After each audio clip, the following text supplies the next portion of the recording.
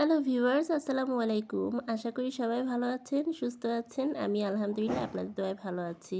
দেশে দেশের বাইরে যে প্রান্ত থেকে আজকে আমার ব্লগ ভিডিওটি দেখছেন বা দেখবেন তাদের সকলকে অসংখ্য ধন্যবাদ জানিয়ে শুরু করছি আজকের ছোট্ট একটি ব্লগ।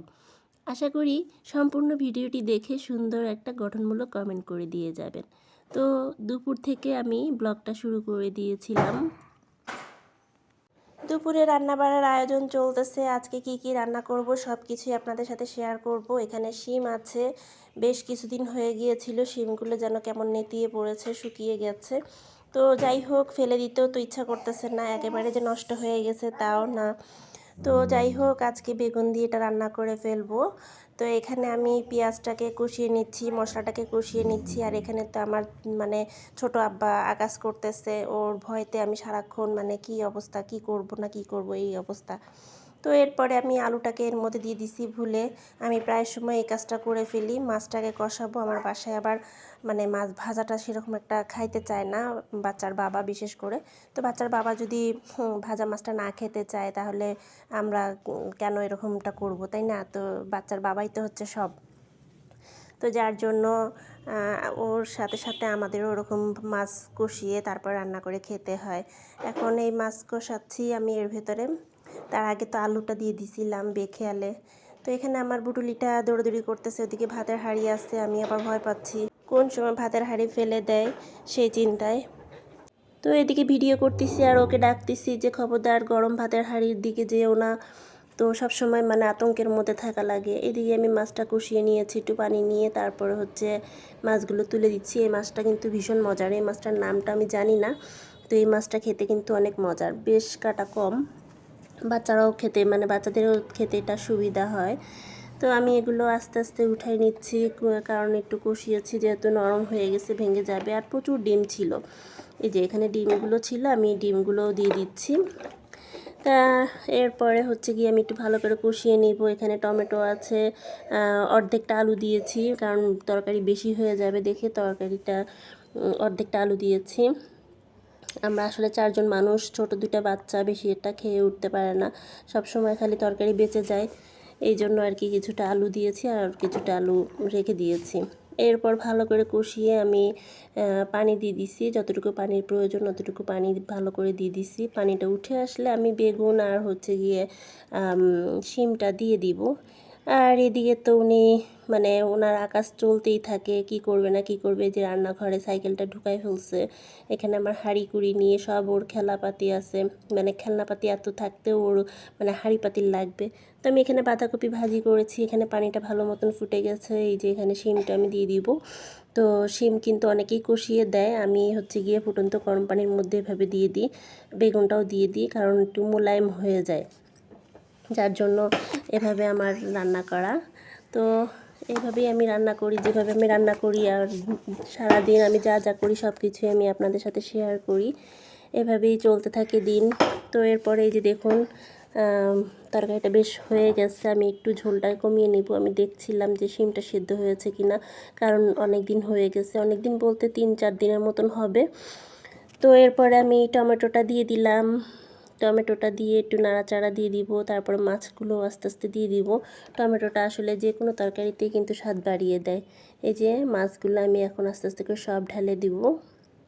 এদিকে বড় ছেলে মাদ্রাসায় চলে গেছে, তো যার জন্য আমার মানে একলা ঘরে একটু রান্না বাড়া করতে সুবিধা হয়। 2 জন বাচ্চা আসলে হাউকাউ করতে থাকে, খুব ঝামেলা হয়ে যায়, যার জন্য রান্না বাড়া করতেও অনেক কষ্ট হয়ে যায়। তো এদিকে যে বড় ছেলে দুপুরের দিকে মাদ্রাসা থেকে আসছে, এসে তারপরে বাবার সাথে মসজিদে গিয়েছিল, নামাজ পড়ে আসছে। নামাজ পড়ে আসাতে আমাকে সালাম দিল, আমিও তাকে সালাম দিলাম। এই যে দেখেন কি অবস্থা করে বাচ্চারা বাসায়, ঘর মোছা লাঠি দিয়ে ও মুছতেছে, মানে প্রচুর কাজের লোক সে আমার। হ্যাঁ, বড় ছেলেও তাই, আমার ছোট ছেলেটাও তাই। মানে ঝাড়ু দেখলে বা এগুলো দেখলে খুব খুশি হয়ে যায়, ওরা নিজেরা নিজেদের কাজগুলো করতে চায়, আমার কাজগুলো মানে বাড়ায় দেয় আর কি। এখানে বিটকপি রান্না করব। বিটকপি আসলে আমি বহুত আগে একবার খেয়েছি, আর এবারে গ্রাম থেকে একটা বিটকপি আনাতে আমি বিটকপিটা ভাজি করব। আসলে বিটকপিটা ভাজি আমার তেমন একটা ভালো লাগে না, এই যে দেখেন বিটকপি থেকে কি সুন্দর রং বেরোচ্ছে। বিটকপিটা কীভাবে ভাজি করতে হয় আমি জানি না, তারপরও চেষ্টা করতেছি। এখানে পেঁয়াজ, কাঁচামরিচ সব কিছু লবণ হলুদ দিয়ে আমি এটাকে বসিয়ে দিব।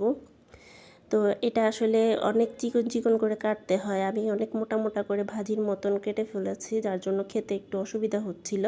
মানে বিটকপির একটা গন্ধ থাকে, সেটা আমার নাকে বাজতেছিল। খেতে কিন্তু ভালোই লাগছে। তো যাই হোক, এইখানে পেঁয়াজটা লাল হচ্ছে। লাল হয়ে যাওয়ার পরে আমি এখানে যে বিটকপিটা দিয়ে দিয়েছি, দেখেন কেমন চওড়া চওড়া করে কাটছি। তো তার জন্য হচ্ছে গিয়ে একটু বলতে অসুবিধা হয়েছে, মানে একটু সময় নিয়েছে। আরও অনেক চিকন চিকন করে কাটতে হয়। যত চিকন চিকন করে কাটবেন ভাজিটা তত মোলায়েম হবে আর ততটা খেতে ভালো লাগবে। তো কোথায় যেন খেয়েছি তা মনে নাই, অনেক মজা লেগেছিল সেই সময়। তো আসলে বিটকপিটা সেরকম একটা বাসায় আনা হয় না, খাওয়া হয় না। এই যে এখানে আমি হলুদের গুঁড়ো মরিচের গুঁড়ো দিয়ে দিয়েছি।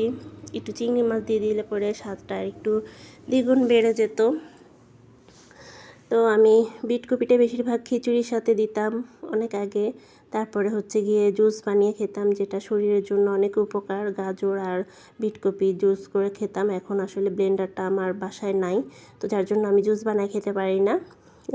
তো যাই হোক, এখন এভাবেই আমি বান্না সব কিছু সেরে নিয়েছি। এদিকে বাচ্চা কাচ্চা সামলালাম, সব কিছু কাজ বাজ আমি গুছিয়ে গাছিয়ে করে ফেলছি। তো আসলে প্রতিদিন আপনাদেরকে কি দেখাবো না দেখাবো ভেবে উঠতে পারি না, বুঝে উঠতে পারি না। তো যাই হোক, আমি আসলে সারাদিন যা যা করি তাই আমি আপনাদের সাথে টুকটাক একটু শেয়ার করি। তো আমার ভিডিওটি কেমন লাগে অবশ্যই জানাবেন।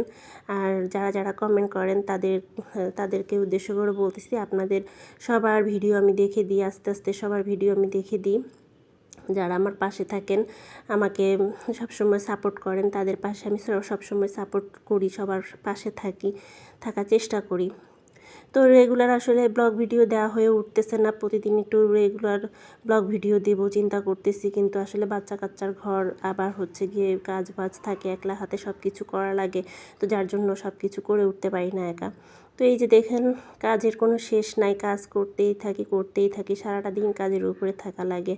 এই যে এখানে বাচ্চার কতগুলো কাঁথা কাপড় রয়েছে, পেশাবের কাঁথা আর কি, পেশাব প্রস্রাব পায়খানার কাঁথা থাকে।